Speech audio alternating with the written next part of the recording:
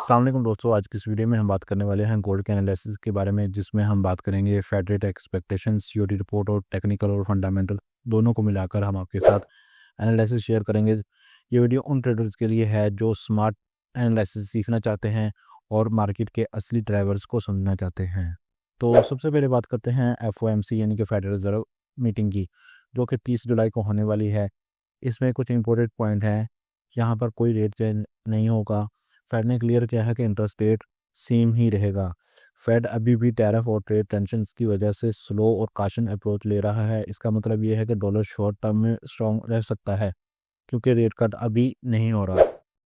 अब बात करते हैं फ्यूचर की एक्सपेक्टेशन की। 2025 में सिर्फ एक ही रेट कट एक्सपेक्टेड है, वो भी मोस्ट लाइकली सितंबर में। लेकिन 2026 का सीन थोड़ा डिफरेंट हो सकता है। क्यों?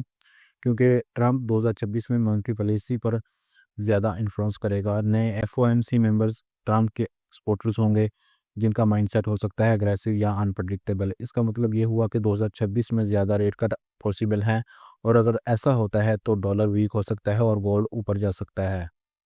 अब हम चलते हैं सीओटी रिपोर्ट में और देखते हैं इस वक्त हमारे पास सीओटी रिपोर्ट में क्या है।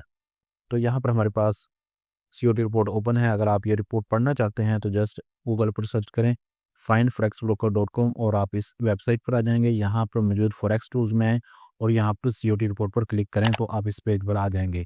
यहाँ पर आने के बाद आपने सबसे पहले ये काम करना है, इस चैनल को सब्सक्राइब करना है। ये हमारा चैनल है और वीडियो के नीचे भी ऑप्शन है, वहाँ से भी आप सब्सक्राइब कर सकते हैं ताकि आपको मज़ीद इन्फॉर्मेटिव वीडियो यहाँ से मिलती रहे। ठीक है। अब हम देखते हैं गोल्ड की सीओटी रिपोर्ट। तो यहाँ पर अगर हम देखें कि हमारे पास लास्ट वीक में 213 की पोजीशन थी, लेकिन इस वीक में इंक्रीज होकर पोजीशन जो है वो 253 के हो चुकी हैं, जिसमें अराउंड 40,000 पोजीशन जो है वो ऐड हो चुकी हैं न्यू। ठीक है। इसका मतलब है कि एक बिग बूस्ट आने वाला है। देखते हैं अब बिग बूस्ट कैसे आता है चार्ट में। लेकिन यहाँ पर हम इसको मज़ीद डिस्कस करें तो यहाँ पर मैं आपको दिखा दूँ कि शॉर्ट टर्म में आप देखें तो पोजीशन जो है वो जस्ट 1800 पोजीशन जो है वो न्यू ओपन हुई है। लेकिन अगर लॉन्ग चेंजेस में देखें तो यहाँ पर आप नीचे देखें ज़रा, तो कहीं भी ऐसा ग्रीन नहीं है जहाँ जैसा ही इस वक्त आया है हमारे पास 41,000 पोजीशन जो जब ऐड हुई है। ठीक है। तो इसका मतलब ये है कि मे भी ये जो इंटरेस्ट रेट हो रहा है इसके ज़रिए जो है वो गोल्ड अप जाए। ठीक है। लेकिन चार्ट पर हमें जो पोजीशन नज़र आएंगी हम उनको भी टैली करेंगे इसके साथ। तो चलते हैं चार्ट की तरफ।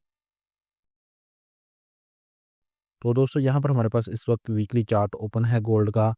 तो सबसे पहले मैं आपको बता दूं कि यहाँ पर अगर हम देखें मंथली को, तो मंथली क्लोज होने वाला है तकरीबन आज 4-5 दिन रह गए हैं।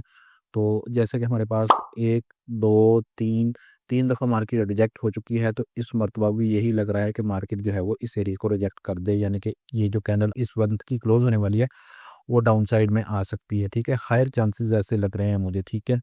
क्योंकि आप यहाँ पर देखें तो यहाँ पर इस एरिया तक जो है अभी तक कोई रिट्रेसमेंट नहीं हो सकी। ठीक है।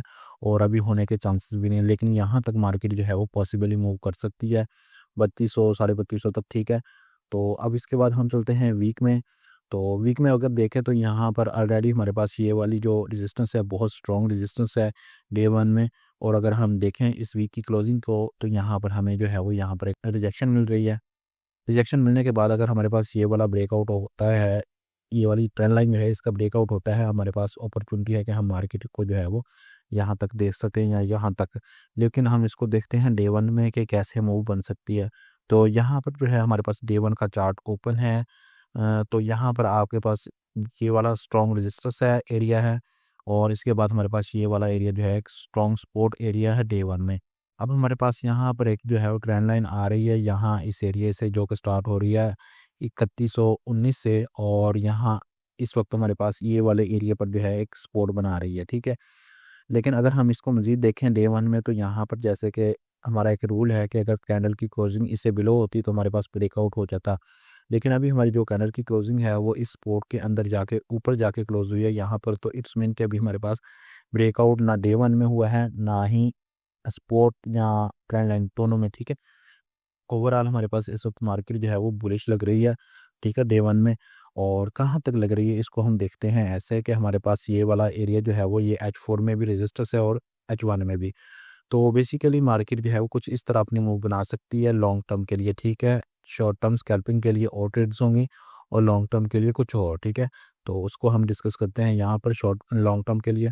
तो मार्केट जो है यहाँ से वापस अपनी मूव बनाएगी ऊपर, क्योंकि ये वाला एरिया जो है वो एक स्ट्रॉन्ग बाय एरिया था, ठीक है, डे वन में और H1 और H4 दोनों में, ठीक है। तो हम जो है यहाँ तक इसको मार्केट को दे सकते हैं और यहाँ से मार्केट जो है वो वापस ट्राई कर सकती है यहाँ तक। लेकिन इसके लिए भी कुछ रूल्स हैं जिनको आपने फॉलो करना है। तो आगे चलते हैं, उन रूल्स को देखते हैं मार्केट में कैसे अप्लाई होंगे, ठीक है। तो हम इसके बाद चलते हैं H4 में। अब हम H4 में आ गए हैं। H4 में जब हम आते हैं तो यहाँ पर देखते हैं कि हमारे पास ये वाला एक सपोर्ट एरिया है और यहाँ पर जो है हमारा एक स्ट्रॉन्ग बाय एरिया है और जिसके साथ ही ये ब्रेकआउट पॉइंट भी है, ठीक है। और यहाँ पर जब आप देखें कि अगर मार्केट यहाँ से ब्रेक कर जाती तो ये ब्रेकआउट होता है हमारा और मार्केट जो है वो यहाँ नीचे आ जाती। लेकिन यहाँ पर हमारे पास कुछ पॉइंट्स हैं, क्योंकि यहाँ पर हमारे पास डे वन में अभी कैंडल की क्लोजिंग डाउन साइड नहीं आई, तो इट्स मीन कि मार्केट जो है वो वापस मूव कर सकती है। तो हायर चांस है कि मार्केट जो है वो इस एरिया तक जाए, ठीक है। इस एरिया तक जाती है, यहाँ से हम जो है वो एक यहाँ पर हम जो है एक सेल जोन देख रहे हैं और यहाँ से मार्केट जब नीचे आएगी वापस, तो हम यहाँ तक आके वेट करेंगे मार्केट का। जब यहाँ पर मार्केट आती है तो हम यहाँ पर अपनी ट्रेड क्लोज कर देंगे, ठीक है। और इसके बाद जब हमारे पास मार्केट मूव बनाती है डाउन साइड की, तो हमने इंतज़ार करना है। ये ना हो कि हमारे पास ऑलरेडी एक फेक आउट मूव हुई थी ये वाली, अगर आप देखें यहाँ पर। तो अगर आप इस एरिया की तरह एक मरतबा फिर जो है वो मार्केट का ट्रैप होना चाहते हैं, तो जस्ट इससे बचने के लिए आप जो है वो वेट करें।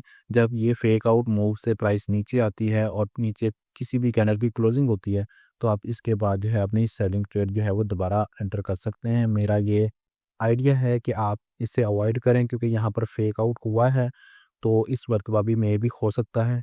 अगर डे वन की कैंडल की क्लोजिंग मिल जाए तो सबसे बेस्ट है, H4 की मिल जाए वो भी सबसे बेस्ट है।